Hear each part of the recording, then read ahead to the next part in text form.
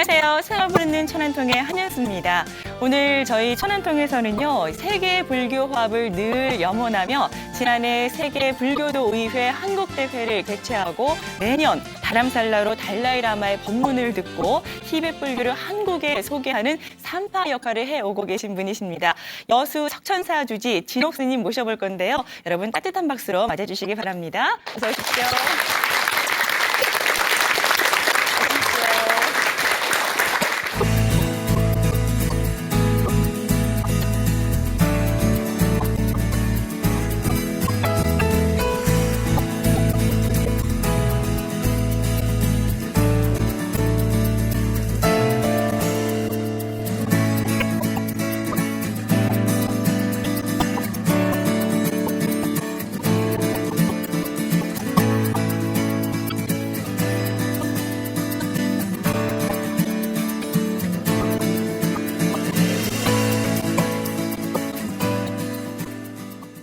한 여수에서부터 이렇게 오시느라고 많이 힘드셨을 것 같은데. 비행기가 갖다 주니까 괜찮아요. 반갑습니다, 네. 스님. 예. 우리 스님께서 지난 여름에 네. 다람살라에서 이제 한국 불자들이 위해서 달라이라마 법회를 주관하기도 하셨었는데 네. 많이 바쁘셨어요. 요즘 어떻게 지내고 계십니까? 요즘에는 이제 그 끝나고 네. 저 이제 히말라야의 3,500고지 되는 데서 좀 정진을 하려고 네. 갔는데 그게 고지가 한 3,500, 600 되다 보니까 가서 한 달간 견디다가 고산병 때문에 못 견디고 내려왔어요. 아이고. 아, 그 머리 아프고 힘들더라고요. 그래서 네네.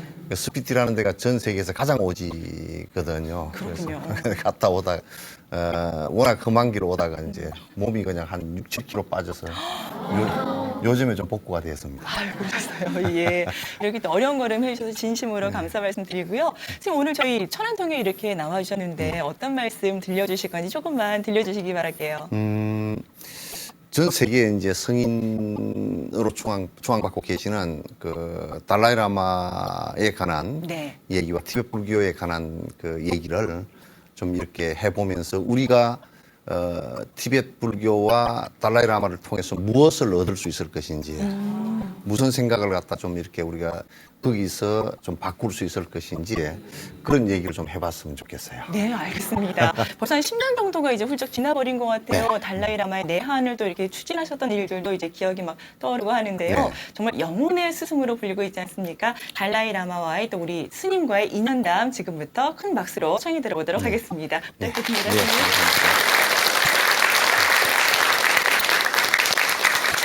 저는 그 달라이라마를 못 뵀으면 상당히 그 어려운 삶을 살았으리라는 생각을 갖습니다. 물론 불교를 그 만나지 못했으면 저 인생은 아마 뭐 전혀 딴 방향으로 가 있었을 거예요. 그런데 수행자가 가장 힘들어하는 것이 수행하러 들어왔는데 실제 수행 내용을 가르쳐 줄 수 있는 스승이 없다라고 생각하면 너무 막막하잖아요. 그죠? 산 한가운데 들어가서 안내하는 사람이 없으면 얼마나 막막하겠습니까? 그 스승이라는 것은 그래서 굉장히 중요하거든요. 그래서 이제 어느 날 그 송강사 방장 스님께서 전화를 하셨어요. 진옥 스님, 다람살라 갈랍니까? 그래요. 그래서 그럼 뭐 하는 데입니까? 그랬더니 달라이라마 계시대요. 그래서 저도 끼워 주십시오 했죠. 그래서 그때 올라갈 때 델리에서 다람살라까지 버스를 타고 올라가는데 25시간 갔습니다. 길이 그냥 어떻게 안 좋은지 지금은 그래도 많이 좋아요. 25시간 올라가는데 내릴 때 차에서 이게 구부러져 가지고 안 내리더라고요. 그래서 가서 이제 뵀는데 처음에 갈 때는 조금 선입견이 있었어요. 뭐냐면 조직 속에 들어얹혀서 흠행만 이름만 나 있는 분이 아닌가. 또 혹시 일반 그 스타들처럼 그 이름만 그 분분하게 나 있는 분이 아닌가 싶어서 조금 의심을 했습니다. 그러나 이제 만나 뵙고 5분도 안 돼서 그 의심이 그냥 싹 사라졌어요. 옛날에 그 수다타 장자가 부처님 뵙고 부처님께서 만나자마자 잘 왔다. 그러니까 묻지도 않고 제가 법문을 청합니다라고 했듯이 처음 인연이 그렇게 됐습니다. 그러니까 내가 이제 좀 우스갯소리 하나 할게요. 여러분 연애 결혼하시면 손 한번 들어보세요. 예. 처음 만났을 때 어떻습니까? 예? 아주 그냥 번개불이 번쩍했죠. 저희도 달라이라마를 뵀을 때 아주 번개불이 번쩍했어요. 내가 이 세상에 맨 처음 이런 분을 만나 보는구나 하고 그래서 이제 그 인연이 처음에 그렇게 해서 시작됐습니다. 그때 이제 의심이라는 것은 거의 없었고 존자님께서 법문을 좀 해주셔야겠습니다 하고 이제 말씀을 드리니까 뭐 좀 시간 일정을 보자 그 말씀도 안 하시고 바로 그러자.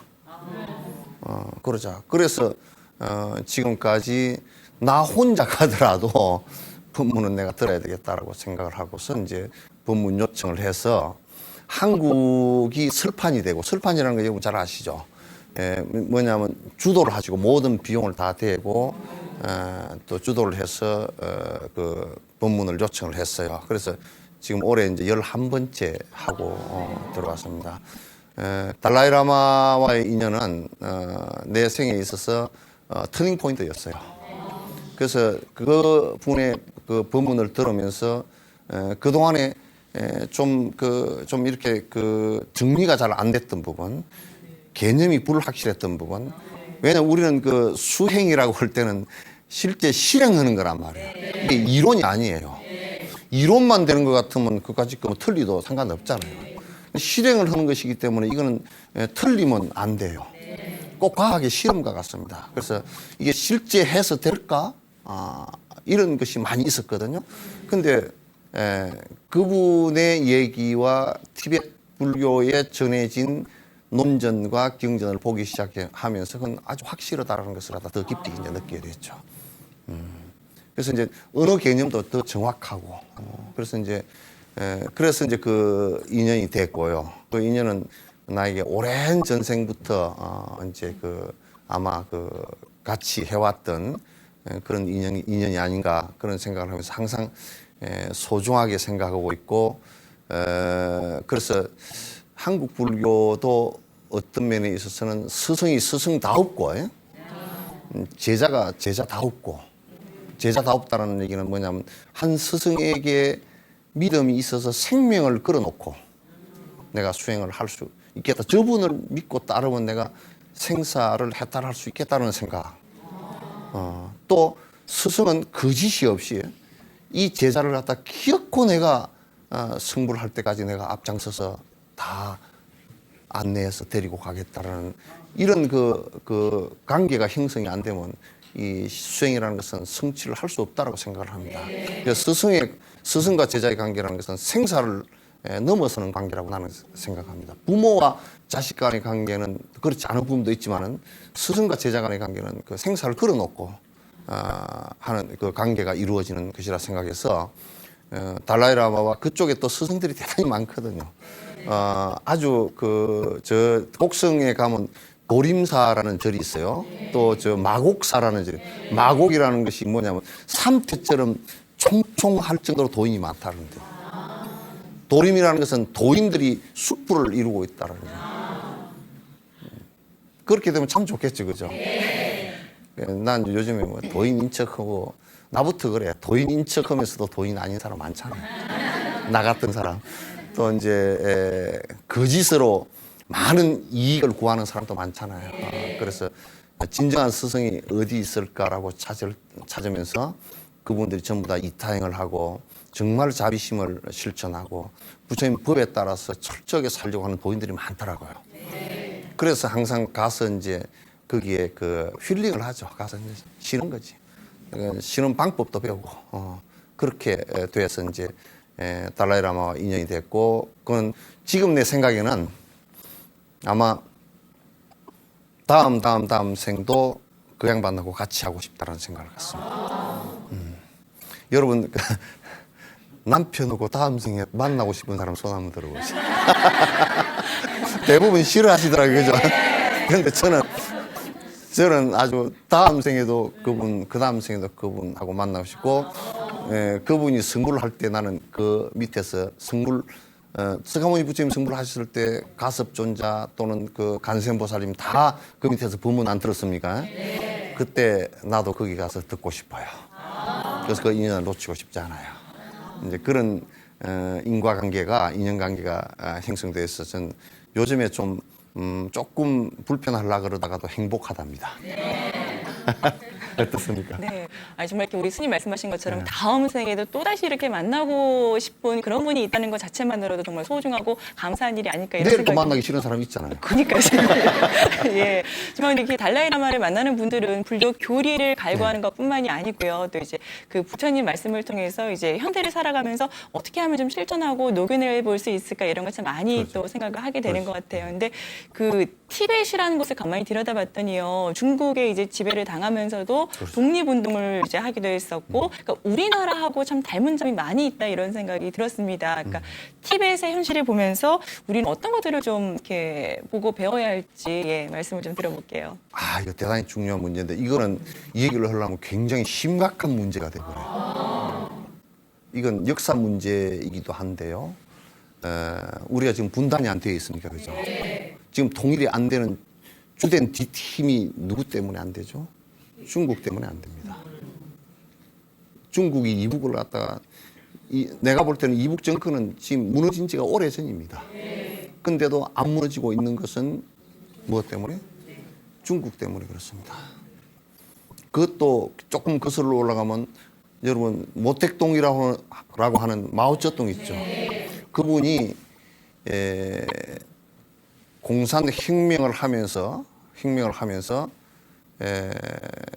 주변 나라를 점령을 하기 시작했어요. 했는데 그 점령한 나라가 몽고. 지금 우리는 분단국이 우리밖에 없는 줄 알죠. 몽고도 분단국입니다. 소련하고 둘이 논아 먹어버렸어요. 그래서 내몽고는 지금 중국에 속해 있고 지금 울란바토르 있는 쪽은 그 소련이 옛날 점령했다가 소련이 무너지니까 이제 아주 독립을 한 나라입니다. 그 다음에 여러분 언론에 가끔 위거루 들어봤죠? 위거루도 다 삼켜버렸죠. 티벳 삼켜버렸죠. 그 다음에 지금 대만 문제, 지금 우리 한국 문제가 전부 다 중국을 중심으로 빙 둘러져 있습니다. 그래서 달라이라마께서도 말씀하시고 저도 그게 공감하는 것이 한국의 통일은 티벳의 독립과 거의 비슷한 시기에 이루어질 것이다. 대만 문제 해결도 그때 이루어질 것이다. 사실 6.25 사변 때요. 우리나라에 쳐들어오고 50년 되죠. 그때 티벳을 쳐들어가는 그 전쟁의 계획을 마오쩌둥 그 막노들하고 같은 날짜 같은 테이블에서 했습니다. 그래서 지금 티벳이 당하고 있는 그 나라를 잃은 모습을 지금 우리는 안 당하고 있다고 생각하고 있지만 남북 분단이라는 상황에서 당하고 있습니다. 당하고 있죠. 그러므로 우리가 티벳의 독립에 관해서 아주 그냥 강 건너 불 보듯이 해서는 절대 안 됩니다. 거기는 또 뭐가 있냐면 불교 국가입니다. 특히 한국 불자들이 티벳의 불법만이 생각하지 말고요. 우리가 당했던 일제시대와 지금 우리가 당하고 있는 동병상련의 모습을 갖다가 사실 같이 공감해야 됩니다. 그래서 그네들을 도와야 됩니다. 공산 마오쩌둥 들어가서 사찰 7,000개를 다 부셨습니다. 600만 국민 가운데 200만을 죽였습니다. 지금 60년을 넘게 지배하고 있습니다. 지금도 계속 얼마 전까지 108분이 분신을 했습니다. 우리가 이준 열사가 헤이거에 가서 돌아가셨던 지 이쪽이죠. 그래서 불교를 지금 사찰 7,000개와 그 다음에 거기에 핵심되는 대붕세라 간덴 대양이라는 이 4대 사찰을 갖다 전부 다 파괴를 했습니다. 거기에 4대 사찰은 어떤 연원을 갖고 있냐면 기원전 1세기부터 인도의 남부 쪽에 여러분 성지순례 하실 때 나란타 대학 들어보셨을 거예요. 나란타 대학은 세계 최초 대학입니다. 거기를 통해서 용수보살, 무착, 세친, 기라스 같은 그 분들이 다 나왔어요. 13세기까지. 근데 그 불교를 그대로 옮겨서 티벳에다 옮겨놨어요. 티벳에 옮겨놨거든요. 그러니까 그게 4대 본사입니다. 그 본사를 다 전부 다 해체를 시키고